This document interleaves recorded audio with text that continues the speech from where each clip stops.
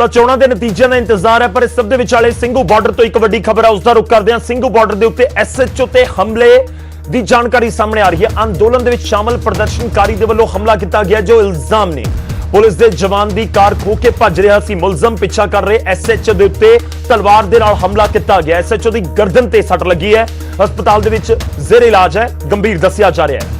ਪ੍ਰਦਰਸ਼ਨਕਾਰੀ ਨਿਹੰਗ ਹਰਪ੍ਰੀਤ ਸਿੰਘ गिरफ्तार भी कर लिया गया। लुट ते कतल की कोशिश का मामला दर्ज किया गया। वड्डी खबर है इस समय जो असं तुहानूं दे रहे हैं। ਸਿੰਘੂ बार्डर तो जो इल्जाम लग रहे हैं, जो जानकारी पहुंच रही है, एक एसएचओ के उत्ते हमला होया। सदा रुक करते हैं शंकर आनंद साडे सहयोगी दिल्ली तो इस समय फोन लाइन ते साडे नाल ने। शंकर, क्या कुछ आपके पास जानकारी इस पूरे घटनाक्रम में, पूरी वारदात में?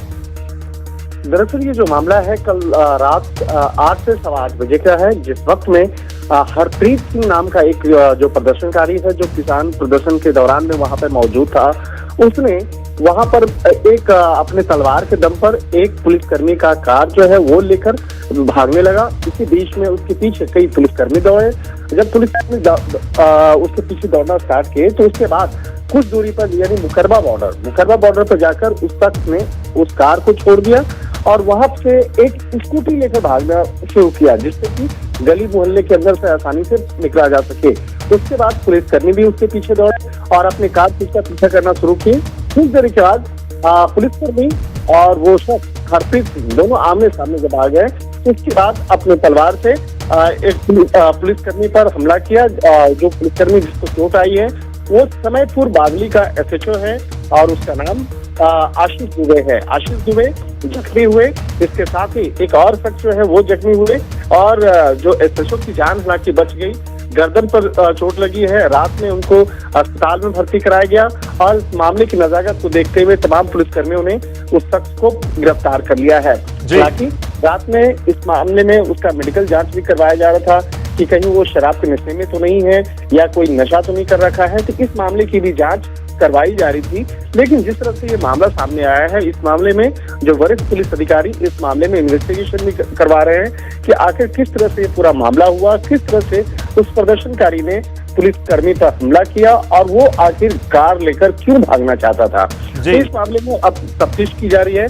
जो आरोपी है वो मूल रूप से पंजाब का रहने वाला है और उसके खिलाफ 2 मुकदमे दर्ज किए गए हैं। पहला मुकदमा है धारा 307 यानी कि हत्या का प्रयास और दूसरा है वाहन लूटने का। इन दोनों धाराओं के तहत मामला दर्ज कर लिया गया है और इस मामले की तफ्तीश की जा रही है। ठीक है, एसएचओ कहाँ का था, वहां ड्यूटी पे लगा हुआ था, ये भी आनंद बता दीजिए। हरियाणा पुलिस का होगा लाजमी तौर पर, क्योंकि ਸਿੰਘੂ वाली बॉर्डर की साइड अगर हम बात करें तो हरियाणा पुलिस भी वहां पर तैनात है। नहीं, ये जो मामला हुआ है ਸਿੰਘੂ बॉर्डर से दिल्ली बॉर्डर की ओर जो रास्ता आता है ना, वो उस जगह का मामला है जी। तो वहाँ पर जो दिल्ली के अंदर दिल्ली के जो एक बॉर्डर है वो है समयपुर बादली और वहाँ के जो आसपास के जो थाना वाले इलाके होते हैं उनको भी तैनात किया जाता है। तो समयपुर बादली जो दिल्ली के अंतर्गत पड़ता है, वहाँ के एसएचओ को ਸਿੰਘੂ बॉर्डर पे तैनात किया गया था और जो एसएचओ हैं जो जख्मी हुए हैं उनका नाम आशीष दुबे है। ठीक है, मैं यही समझना चाह रहा था क्योंकि दर्शक भी जानना चाह रहे होंगे, क्योंकि ਸਿੰਘੂ बॉर्डर के ऊपर बहुत पुख्ता तौर पर बैरिकेडिंग की गई थी, लेकिन दूसरी तरफ भी दिल्ली वाली साइड भी प्रदर्शन तो जारी था।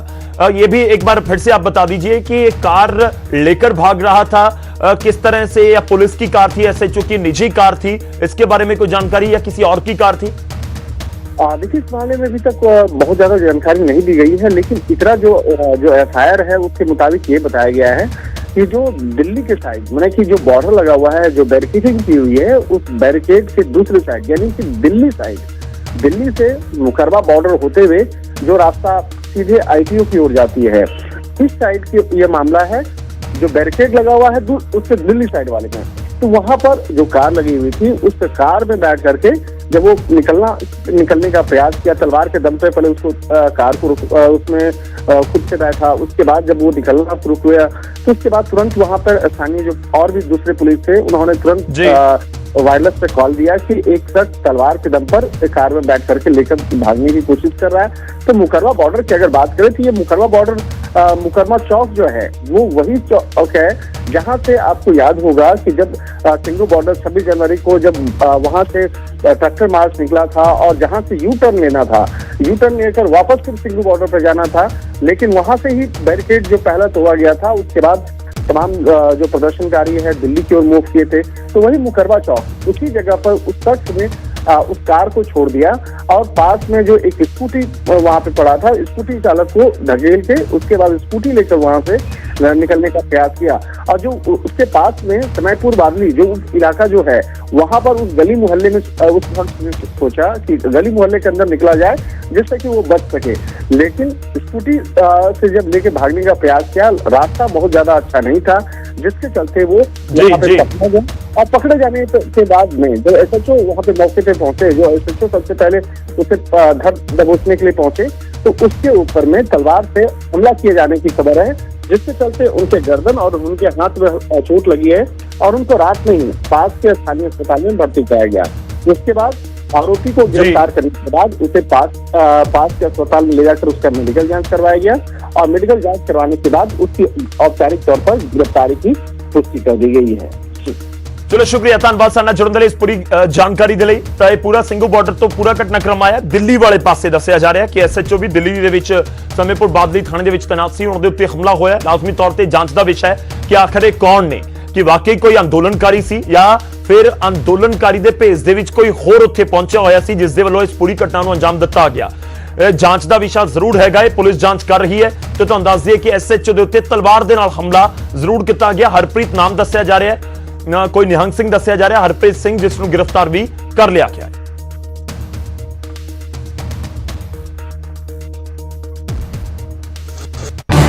इस न्यूज हेडलाइंस के प्रायोजक